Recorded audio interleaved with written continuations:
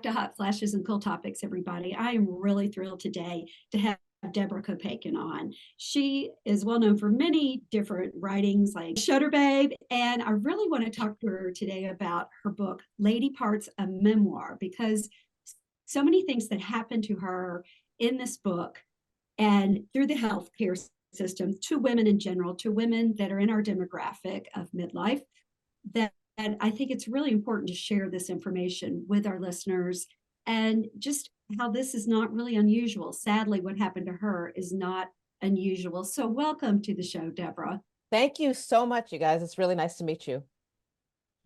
Your book, like I was saying before, it really touches on the struggles that people, and particularly women who are well educated, have, publicly successful, with writing books, TV writing, that are on the brink financially because of circumstances. And people don't realize that. Do you mind sharing a little bit about how this happened to you and how it is not uncommon? Sure. I think we actually have to go back. If I were to revert back in time, I think it starts with the birth of a child. And the birth of a child, I don't know what it costs in Tennessee where you guys are, but in New York City, back in 1995, it was $9,000.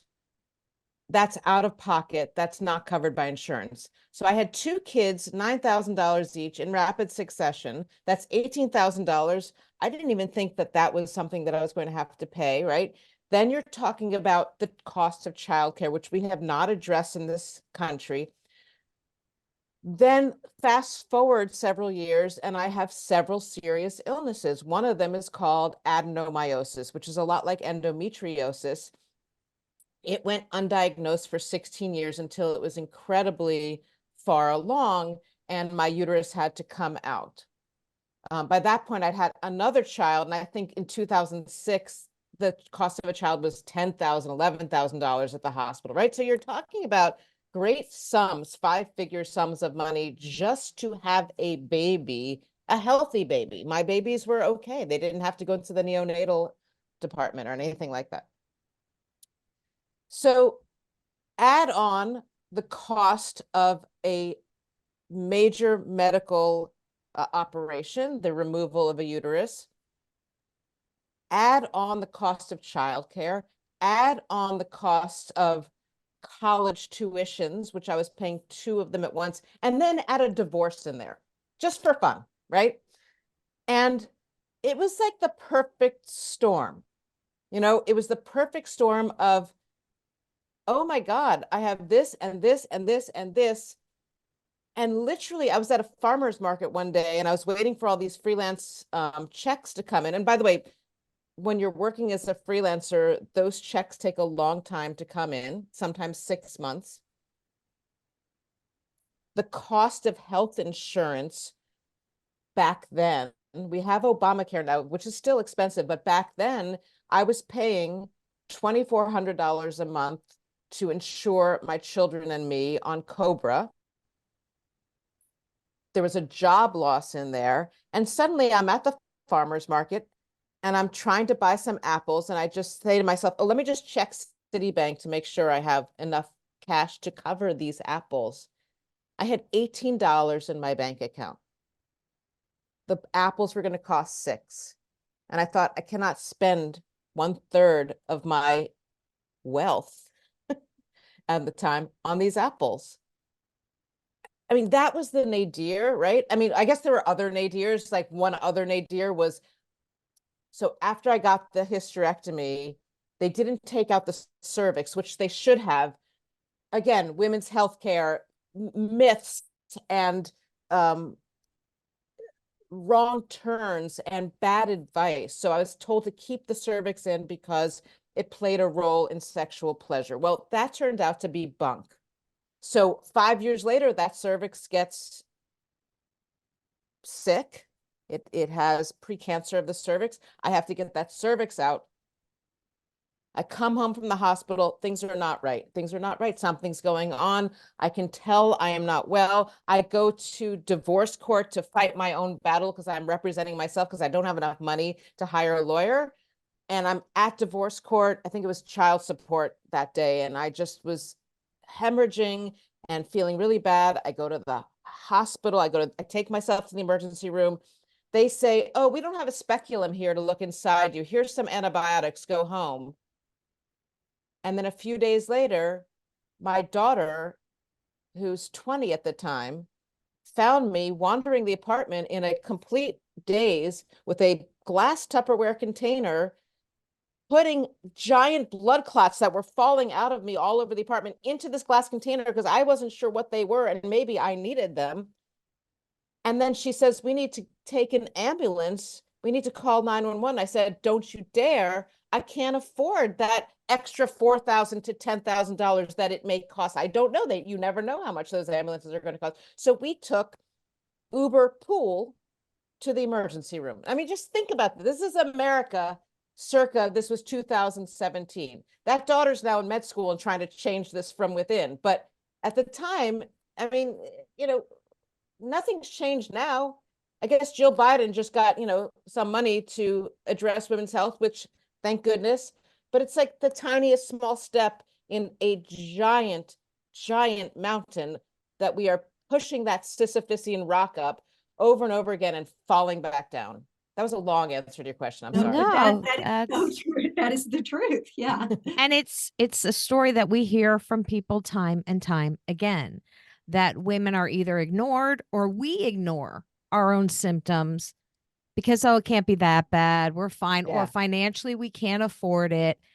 And the healthcare system is just not catching up. And it's great that we have this research money coming in, but where is it going to be allocated is my question. I want to make sure that it's like I have any control over it.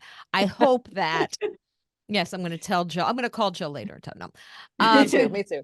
Yeah, we all will. But yeah. I hope that it's allocated in the proper places because your story is horrible, but not unique. Like horrible for you, obviously, but not unique in stories that we have heard. And I think one of the strangest things that stuck in my mind was the fact that one of the reviews of your book, I think it was New York Times, talks about how it might be, the blood might be a little too much if you want to skip the first chapter.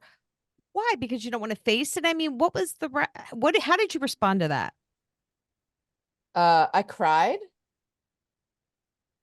It was like everything that I was discussing in that book was right there in that New York Times review. And I also couldn't believe it was written by a woman that worked in a section of the paper that's no longer there. It was a women's email, went out to women, and it was about women's events and women's issues, and it just seemed so tone deaf. It also seemed like she hadn't read the whole book, frankly. I mean, it just was like she read chapter 1 and 2 and decided that she didn't like it and didn't read the rest. I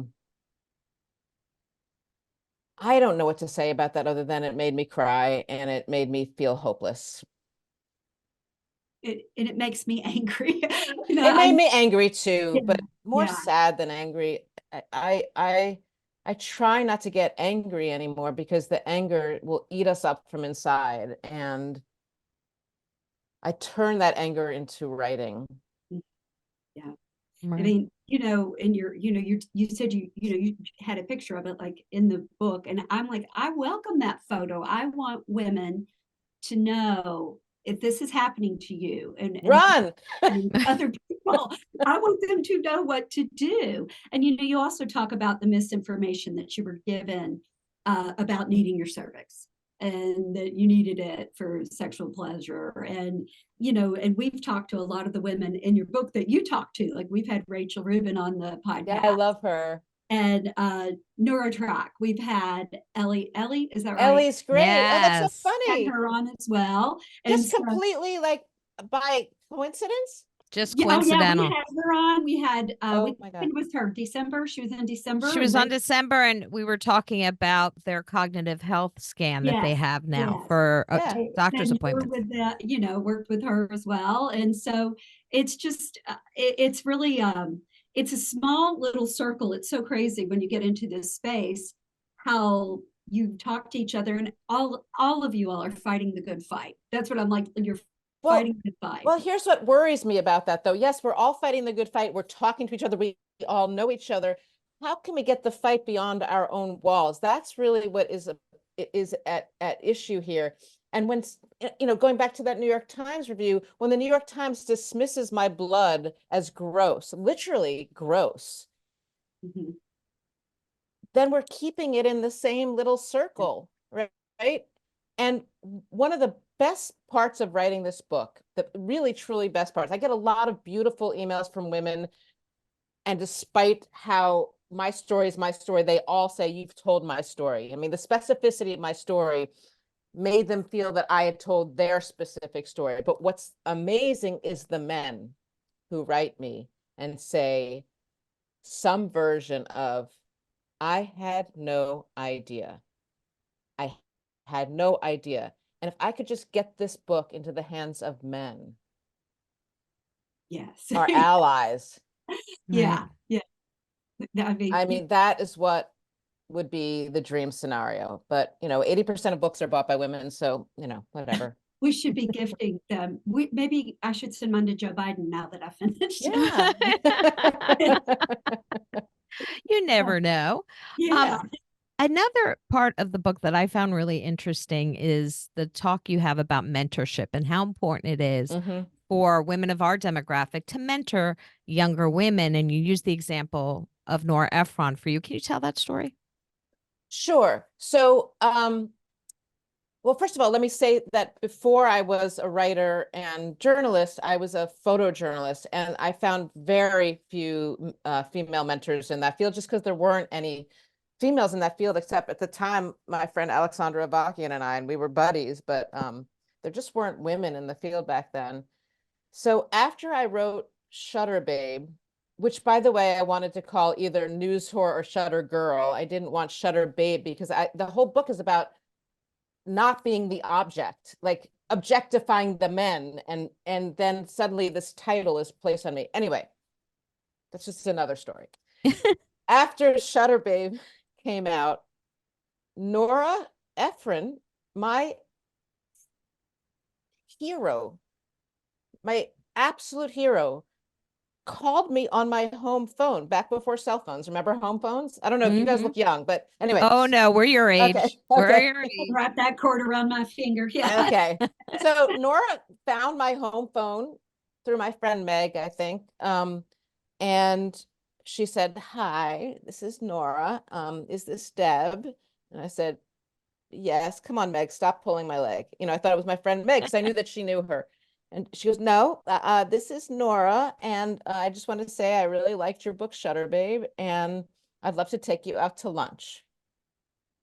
Wow. And I was speechless. I was like, what? Lunch? Just completely. I've met many celebrities in my day, but none of, I don't get nervous around them. But Nora Ephron really is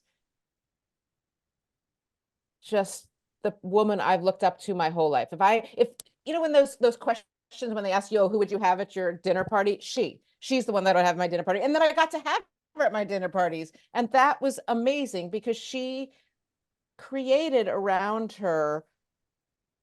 There's a word in Russian called tusovka, which is like your group around you. It's like you have your tusovka in the kitchen. It's who do you have in your home, basically. And her tusovka, for lack of a better American word, were women and men of all ages. And she would invite us to her house, and she would have dinner parties for 20, and everybody would have a name card.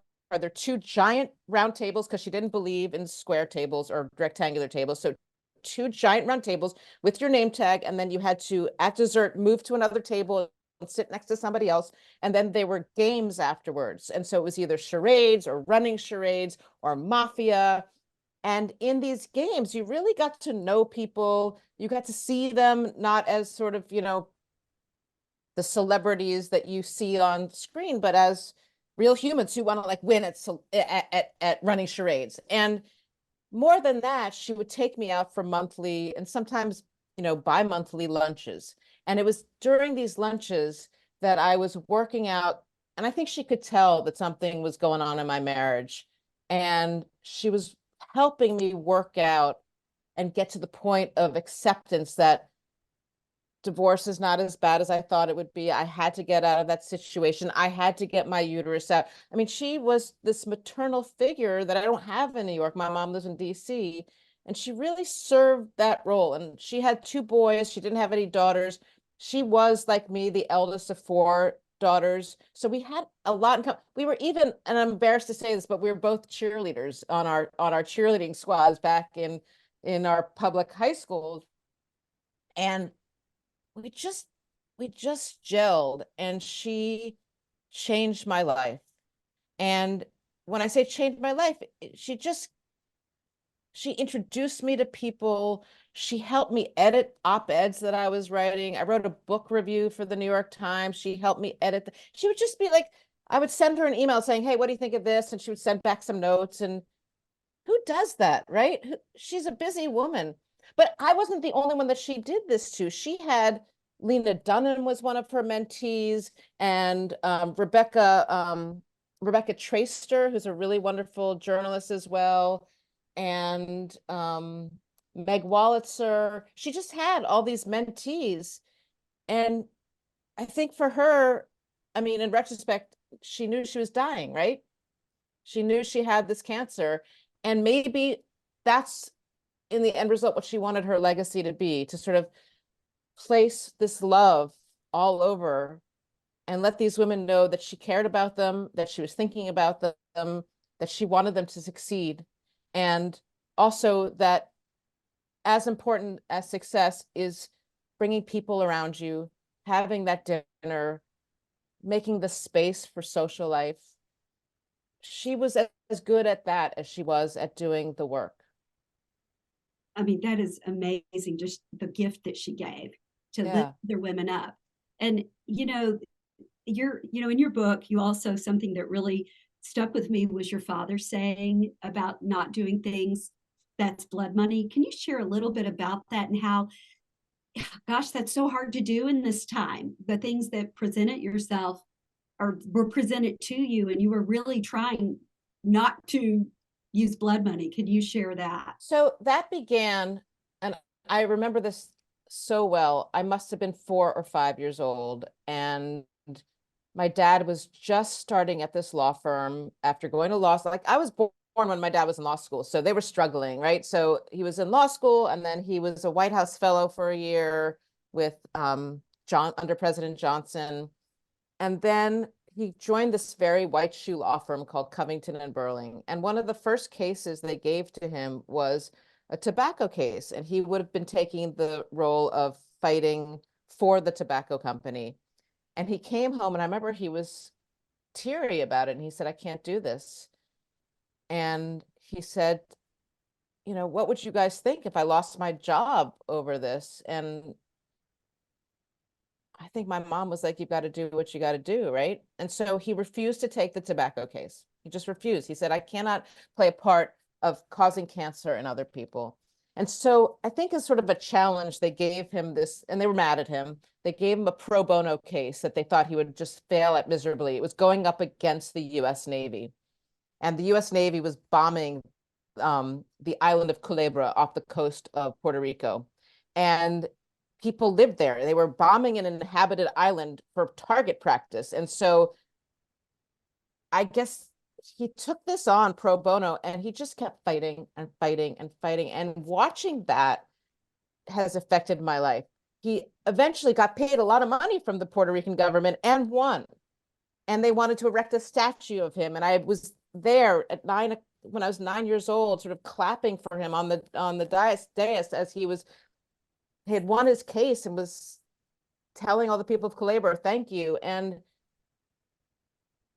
so when I'm sitting in a PR firm, which I had to join, because I was not only a single parent, I was a solo parent. After my divorce, my ex-husband left, moved across the country. I was on my own, paying tuitions, paying for all the kids, paying for the apartment, no help at that point. And we were working on a drug that would help people who were addicted to opioids poop.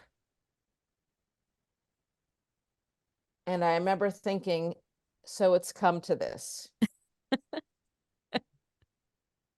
And I couldn't handle the distance of that. I really kind of feel like I'd rather live in the street than help the Sackler family get more money, because they could then push out more drugs on more people and get more people addicted because they can finally poop and they're not going to be constipated. I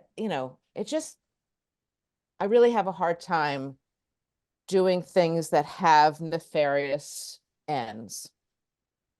Well, that should be celebrated, not as a Yeah, negative. I think that's it should be goes to your celebrated, character. but then Yeah. it's not, when you're pushed back. No, I mean, it has done terrible things for my bottom line. It's so funny because my partner wrote a Modern Love this weekend, and the Daily Mail printed this like fallacious headline saying, top lawyer and his millionaire girlfriend. And I just started laughing. I was like, if only you knew that I one time very recently had $18 and I couldn't buy a bag of apples. Like, I mean, the book is a way of explaining how is it that I have had that, what you said at the beginning, this sort of, I'm a New York Times bestselling author. I've written for Emily in Paris. I have all these things that you would think on a resume would allow me a very comfortable life. I feel like I'm struggling every day. I'm 57 years old and I'm like, can I breathe this month? Can I pay my rent this month? I don't own anything. I have no assets, but I also have my integrity. So it's a trade-off, right? Not always an easy trade-off, though. And I think you also talk about the fact that, at one time you were holding like 4 different jobs, and that stress can affect your health, and that you feel like a lot of the illnesses that you had could have been factored in because of stress. Can you talk about that? Well, what's interesting is I think that it was a combination of stress and menopause, and nobody was saying to me, hey, you might be in menopause, because I'd had my uterus out so early that I didn't know when I was in menopause. But a lot of that sleeplessness and a lot of that, all that, I was going to say a bad word on air, but I'm going to say like, stuff, bad word for stuff. All that stuff that was going on I'm now positive, was a combination of regular old stress and menopause. And, if only somebody had told me when I got my uterus out, hey, you might want to go on estrogen, I think I could have avoided a lot. Like, a perfect example is I was getting these terrible migraine headaches starting after my uterus came out. And I went to a neurologist and I said, hey, I had really bad headaches as a kid, and then I went through puberty and I got my period and I stopped having headaches. And so we just sort of forgot about it. And now I don't have my period anymore and I'm getting headaches. Could this be related to hormones? And she laughed at me. She laughed at me. She goes, like one of those, like, no, sorry, we don't have any evidence of that. I was like, well, has anybody studied it? And she said, we have no evidence of it, in this very like haughty way. I was like, well, I will be going to a new doctor. Yeah. And I actually went to a male doctor who's like, yeah, we think it could be, but we don't have any studies. And they probably do have, well, I don't know about the ones with the migraines, but there's a lot more studies that we're finding out, which Colleen and I found out from doing the podcast.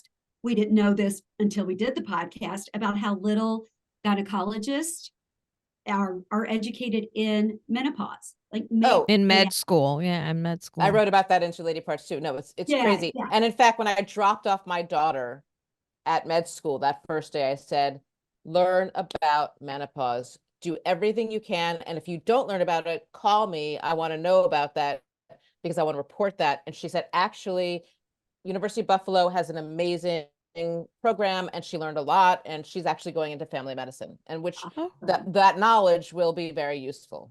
Yes. Yeah. And we spoke with someone last week, we haven't aired it yet, about, she's been working since the 90s on research around menopause and women's health.